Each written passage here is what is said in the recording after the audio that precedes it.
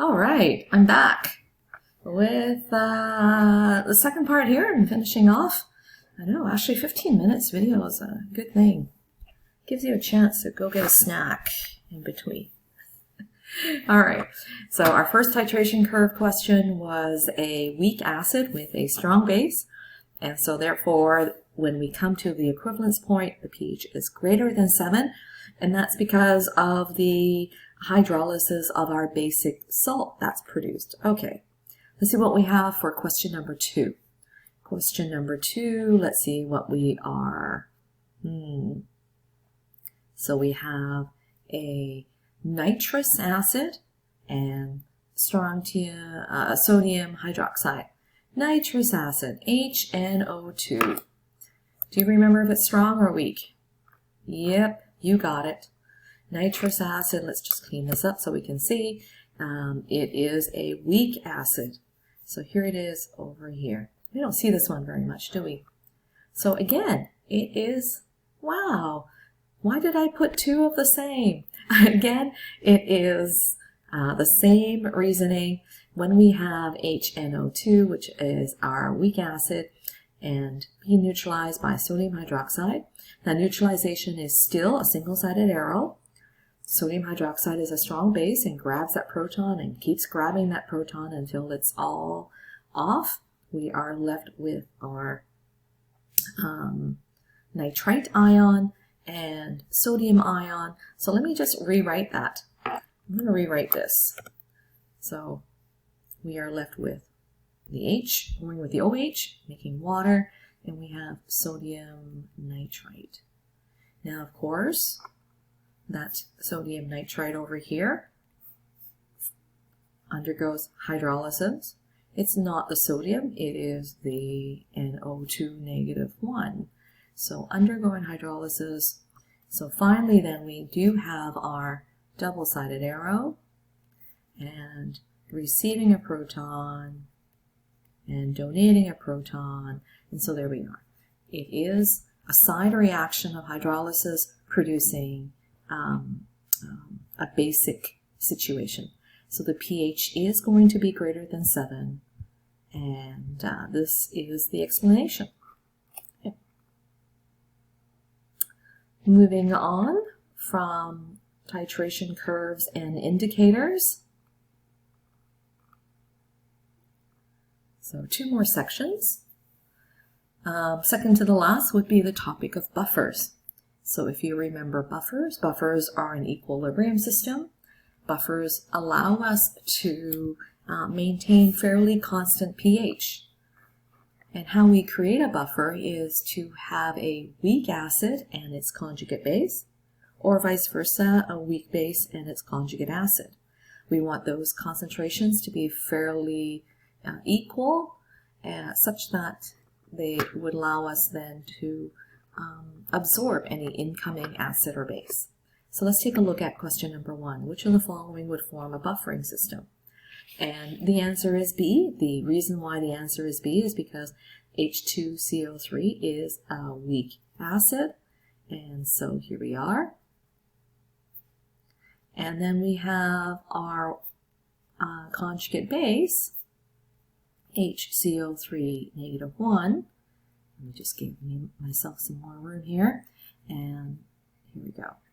So this is the equilibrium system.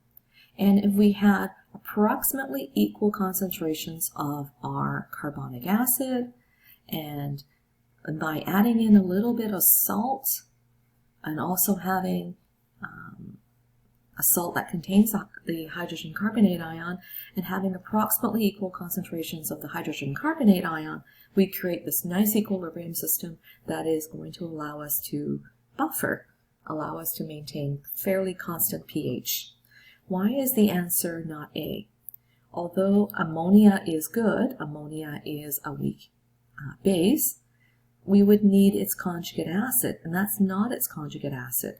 If we had NH4 plus 1, that would have worked, but that's not the case, right? That's not what we have. H2SO4, why is that not the answer? H2SO4 is a strong acid. And so being a strong acid, it would just 100% ionize and not create an equilibrium system. so that does not work. This one, they differ in an oxygen. So it's not a conjugate acid-base pair. Right? Moving on to number 2. Oh, this is the one where I had a mistake. That's right, I typed it wrong.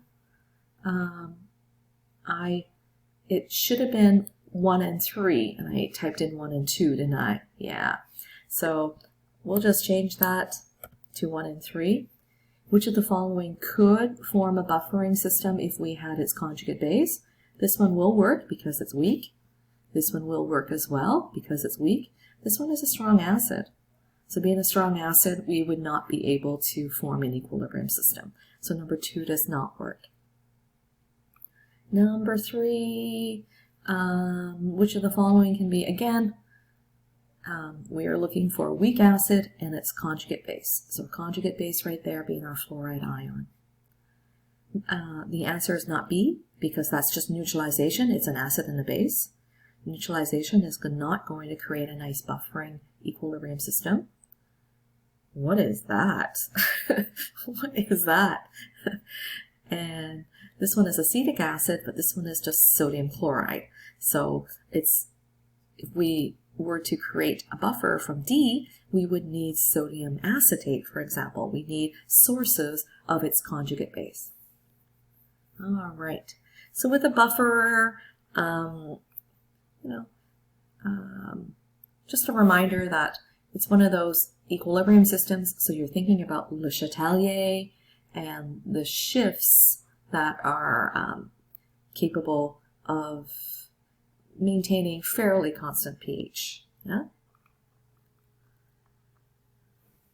Moving on to our very last section. I think I did these topics really quickly as notes just before spring break. So metal and non-metal oxides. This is a metal oxide. A metal oxide gives us, here in this particular case, the magnesium ion and then the oxide ion, because this is ionic. Metal oxide is ionic. And giving us the oxide ion is so cool, right? Oxide ion is actually very, very basic. When it meets water, H2O, it creates, well, the oxide ion gains a proton and water loses a proton, right? We end up with 2 hydroxide ions. So magnesium oxide and water gives us magnesium hydroxide. So just a reminder that metal oxides are basic. Whereas in number 2, a non-metal oxide such as this, sulfur is non-metal, and so this is a non-metal oxide. Non-metal oxides are acidic and tying in with acid rain. So SO2 is a byproduct of burning and burning coal. The SO2 gases go into the atmosphere plus water, giving us an acid. Is that the end? Oh, that is the end. All right. So I hope you had a fairly easy time with this review. Again, as I had mentioned, the questions here don't cover everything, but hopefully they at least made you look back in your notes or look back in your book, and that when you looked back, you were reminded of the topics and could have a good look. And however it is that you study, looking through your notes, looking through your textbook, trying a few questions out, right? Going back to some old worksheets and redoing some of those to see if you can do those again, especially since you have answers available already. So then that brings me to, well, I'm going to go have lunch now. And after lunch, I am going to start making this assignment for next week. So the assignment will come out on Monday. I imagine that it would be a bit of both of multiple choice and some written questions. I don't know how many, but certainly not as many as we have had in the past with real tests. It is an assignment that I will put out on Monday and expect you to hand in by Friday. My hope would be that you do it on your own. Now, of course, there's nothing stopping me. I'm not going to be hovering over you at your house. Ooh, creepy. So I simply want you to try your very best. Okay? And all we can do during this time is for me to take these assignments in as participation and knowing that you're kind of okay with these topics. Okay? Don't worry about your mark. Yes, I will be marking this upcoming assignment for correctness, but that's, for your own feedback too, right?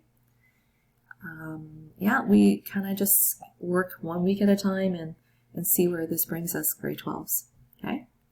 If you have any more questions, do email me. That brings us to our last chapter of Chem 12. So I guess that brings us to the first week of May. First week of May, we hop on to a new chapter. Okay? All right. Have a good day.